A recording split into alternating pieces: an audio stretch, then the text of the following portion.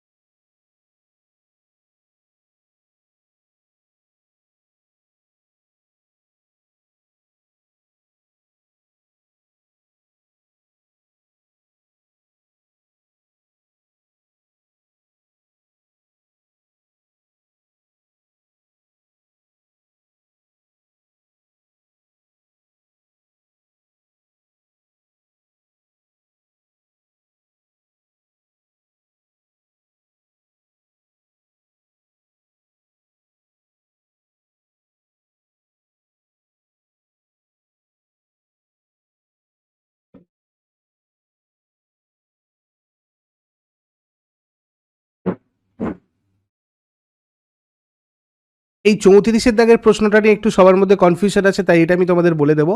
দেখো, শিক্ষার অধিকার আইন 2009 সালের ব্যাপার, আর এই 45 নম্বর ধারা যেটা, এটা 1950 সালের ব্যাপার। কিন্তু তারও আগে এই মানবাধিকার আইন যেটা, এটা 1948-এ, এখানে কিন্তু universal declaration of human rights এটা হয়েছিল আর্টিকেল 26-এর মাধ্যমে প্রথমে। তো সকলের শিক্ষার অধিকার যে আইনে প্রথম স্বীকৃতি পায় বলেছে, তাই এক্ষেত্রে মানবাধিকার আইনটাও কিন্তু উত্তর হতে পারে।